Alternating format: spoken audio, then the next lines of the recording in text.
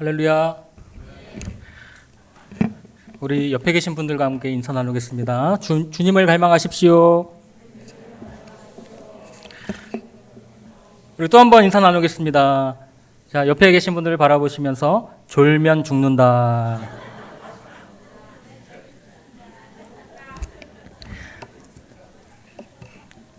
자, 오늘 말씀은요, 유대인의 명절에 일어난 사건입니다. 유대인의 명절 3대 명절이 있는데요. 유월절이 있고요. 그 다음에 오순절이 있죠.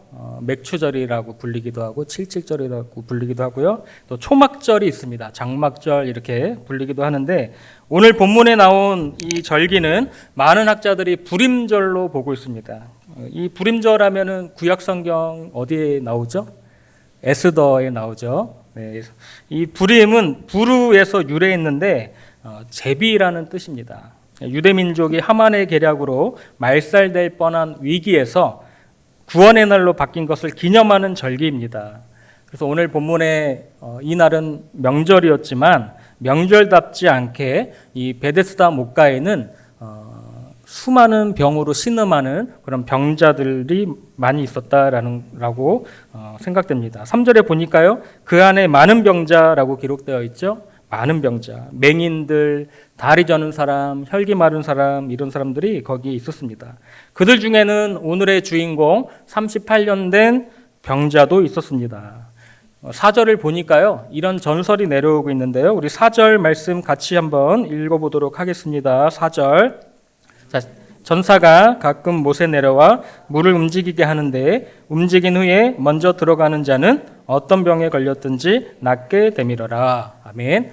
천사가 내려와서 물을 한번 휘젓고 나면 그 먼저 물에 들어간 사람이 낫는다라고 하는 전설이 있습니다. 그런데 문제는 정해진 시간에 물이 움직이는 것도 아니고 언제 물이 움직일지 알 수가 없다라는 것이죠. 만약에 물이 한번 동하게 되면 어떤 상황이 벌어집니까? 서로 들어가려고 새치기 하고 또 싸우고 넘어지고 아마도 난리가 날 것입니다. 그러니까 은혜의 집, 자비의 집이라고 하는 이 베데스다 목가는 치유의 장소가 아니라 혼란과 절망의 장소다라는 것입니다. 그러니까 수많은 사람들이 이 병으로 신음하고 있는데 물이 움직일 때 먼저 들어가는 그 한 명만 낫는 것을 어떻게 소망의 장소라고 우리가 할 수 있겠습니까? 그것은 절망의 자리입니다. 그런데 이곳에서 한 사건이 일어나죠. 절망할 수밖에 없는 이 베데스다 연못에 우리 주님이 찾아오셔서 38년 된 병자를 만나 주십니다. 여러분들 38년이라는 이 숫자에서 주는 그 느낌은 어떻습니까? 이 38년 하면은 어떤 느낌이 나오죠? 불가능, 절망. 이 38년이라는 시간은요, 엄청난 긴 고통의 시간입니다. 절망의 시간이죠. 그는 예수님께 이렇게 하소연합니다. 7절 말씀 보세요. 7절 같이 읽습니다. 시작.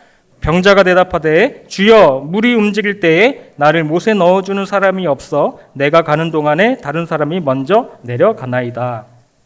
주님, 저는 38년간 물에 들어갈 시도조차 못하고 혹시나 누가 와서 나를 못에 넣어줄까 하는 막연한 기대를 가지고 지금까지 살아왔습니다. 그런 병자에게 우리 주님께서 다가오셔서 이상한 질문을 던지시죠. 내가 낫고자 하느냐? 내가 낫고자 하느냐? 여러분들, 아픈 환자에게 너무나도 당연한 질문입니다. 내가 낫고자 하느냐? 이 질문의 의도가 무엇입니까? 예수님의 의도가 무엇입니까? 우리가 사회생활을 하다 보면은 이 상급자의 의도가 어디에 있는지 파악하고 움직이는 사람이 유능하다는 소리를 듣습니다.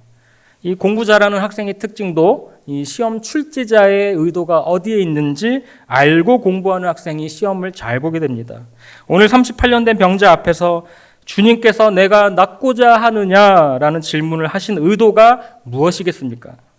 우리의 상상력을 동원해서 생각해 볼 때 여러 가지 의도가 있을 수는 있겠지만 제가 개인적으로 생각할 때는 우리 주님께서 그 38년 된 병자의 간절한 고백을 듣기 원하셨다고 그렇게 생각을 합니다. 할렐루야. 특히 6절에 보니까요, 주님이 이 병자의 오래된 그 중한 상태를 이미 알고 계셨습니다. 우리 6절 보세요. 제가 읽겠습니다. 예수께서 그 누운 것을 보시고 병이 벌써 오래된 줄 아시고 이르시되 내가 낫고자 하느냐. 아마도 주님은 이 병자의 진실된 고백을 듣기 원하셨는지도 모릅니다. 주님, 저의 힘으로는 도저히 스스로 일어날 힘이 없습니다. 누군가가 와서 도와주지 않으면 살아갈 아무런 소망도 힘도 나지 않습니다. 그러니 저를 좀 도와주세요. 저 좀 낫게 해주세요. 우리가 실패와 절망을 많이 경험하고 살면 어떠한 시도나 노력도 결과를 바꿀 수 없다고 여기고 무기력해지는 학습된 무기력에 빠지게 됩니다. 한 번만 실패한 것이 아니라 38번이나 실패했다고 한번 생각을 해보십시오. 사는 게 사는 것이 아니고 우리의 삶 전체가, 그 사람의 삶 전체가 아마 절망일 것입니다. 파주 세계로 금남교회의 주성민 목사님이라고 계십니다. 제가 이 목사님의 간증을 오래전부터 알고 있었는데요. 이 목사님이 신학교를 무려 10번인가 11번 떨어졌다고 합니다. 대단하죠. 그러니까 이분이 가난한 그 시골 목회자의 아들로 태어나셔서 이 목사님이 어릴 때부터 나는 커서 주의 종이 되어야겠다고 그런 마음이 있었다고 합니다. 그런데 이제 아버지 목사님께서 병으로 돌아가시고 또 어머니도 이제 병으로 돌아가십니다. 그래서 이제 어머니께서 이 어린 아들을 두고 밤마다 새벽마다 이 어린 아들 하나님 세계적인 주의 종이 되게 해달라고 그렇게 기도를 하셨다고 합니다. 병원에서도 기도하시고 이 아들을 볼 때마다 그렇게 눈물 뿌려가면서 기도하셨다고 합니다.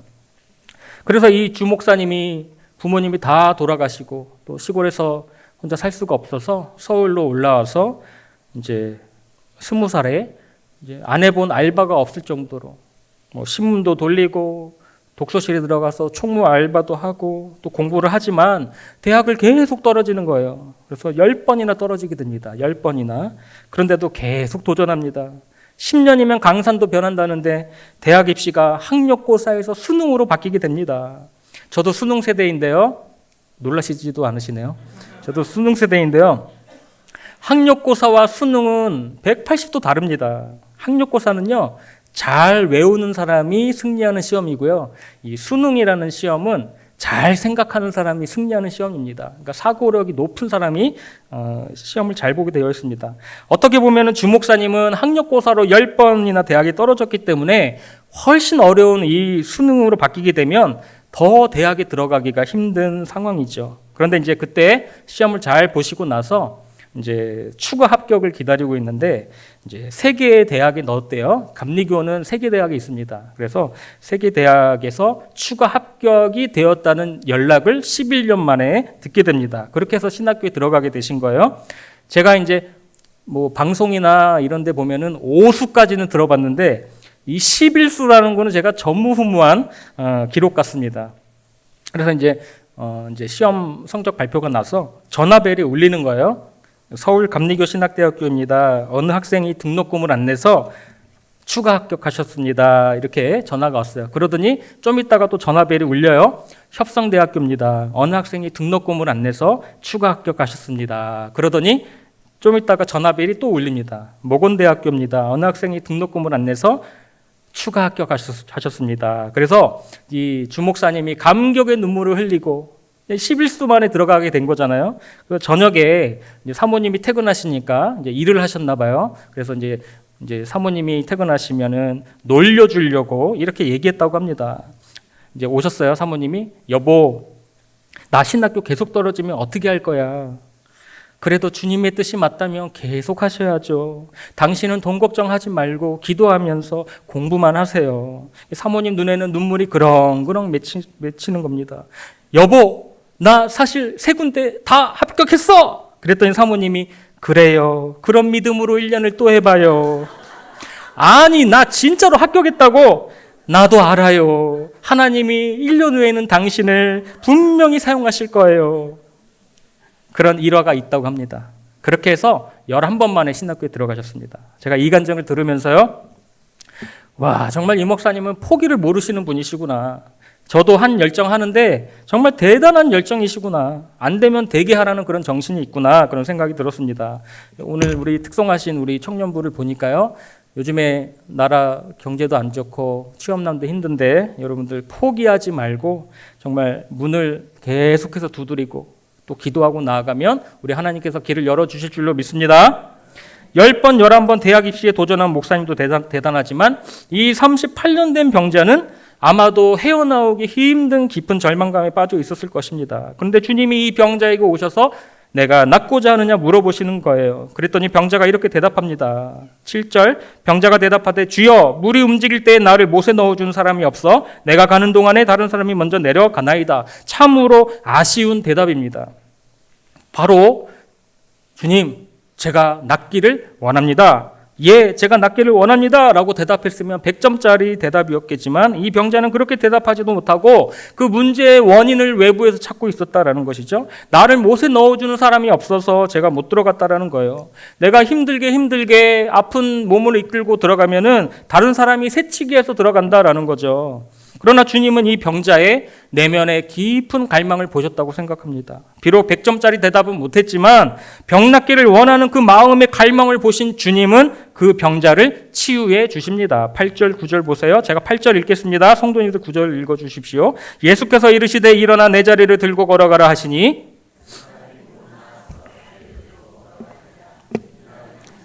38년씩이나 해결의 방법을 찾지 못하던 이 병자의 문제는 예수님의 개입으로 단번에 해결이 되었습니다. 할렐루야.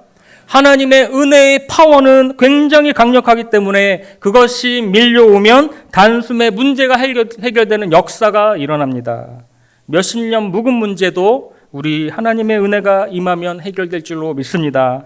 복잡하지 않습니다. 우리가 하나님의 은혜를 말로 설명하기 어려운 이유는 이성과 논리를 뛰어넘은 하나님의 독특하신 방식이기 때문에 그렇습니다. 오늘도 우리 삶에 복잡한 문제들이여 수십 년 동안 얽혀있다 할지라도 하나님의 은혜가 임하면 단숨에 역전되는 놀라운 일이 일어날 줄로 믿습니다. 그리스도의 십자가도 인간의 죄의 문제를 단번에 해결하셨습니다. 인류의 모든 죄가 단 한 번에 완전히 해결되었습니다. 이것이 은혜입니다. 할렐루야. 오늘 이 은혜의 역사가 저와 여러분에게 임하기를 원합니다. 내 힘으로는 절대로 그 자리에서 일어날 수가 없습니다. 그러나 주님은 그 자리를 들고 일어나라 말씀하십니다. 오늘 우리 모두에게 각자 이런 자리가 있을 것입니다. 주님의 말씀대로 그 자리를 들고 곧장 일어나 자유와 기쁨이 넘치는 은혜의 광장으로 나아가시기를 축복합니다. 절대로 38년이라는 나를 둘러싼 해결되지 않는 상황과 환경에 둘러싸여서 내 인생에 과연 기적이 일어날까? 나의 오랜 이 문제가 해결이 될까? 예수님을 내가 믿지만 의외로 많은 사람들이 현실에 안주하며 타협하며 그렇게 살아갑니다. 그냥 늘 반복되어 온 나의 일상 가운데 어떤 특별한 일이 일어날까? 아무런 기대와 소망 없이 하루하루를 그렇게 살아가고 있습니다. 그러나 주님은 지금 이 순간 우리에게 말씀하십니다. 정말로 지금 너의 삶에 새로운 변화가 일어나기를 원하느냐 물어보십니다. 제가 지난주 중고등부의 첫 부임 설교를 하면서 하나님을 믿는 주님의 자녀는 아무런 꿈도 없고 목적도 없고 비전도 없고 그냥 의식의 흐름대로 살아가는 삶이 아니라 그런 삶이 주님의 자녀의 삶이 아니라 세상 사람들은 하나님을 모르기 때문에 이 땅의 문제에 늘 연연해야 하면서 스펙을 올리기 위해서 노력하고 또 남을 짓밟고 경쟁에서 이기기 위해 철저히 자기 중심적으로 살아간다고 말했습니다. 그러나 하나님을 나의 구주로 나의 주인으로 믿는 사람은 본인의 상황과 형편이 어떠하든지 우리 예수님만이 소망이요 빛이심을 믿기에 좌절하지 않고 절망의 자리에서 안주하지 않고 다시 일어나 뚜벅뚜벅 걸어간다. 그렇게 이야기했습니다. 지금 내 상황은 현재 별 볼 일 없지만 하나님을 향한 꿈과 비전이 있기에 늘 기대감과 설렘을 가지고 인생을 살아가시기를 축복합니다. 그래서 믿는 사람의 얼굴에는 늘 벅찬 감격과 흥분과 밝은 미소가 공존하고 있습니다. 그리고 얼굴을 보면 그 마음의 상태를 알 수 있다고 하죠. 그래서 옆 사람 얼굴 한번 바라보시면서 이렇게 한번 말을 해보세요. 옆 사람 얼굴 한번 바라보세요. 민망하지만 얼굴이 참 밝으시네요. 얼굴이 참 밝으시네요.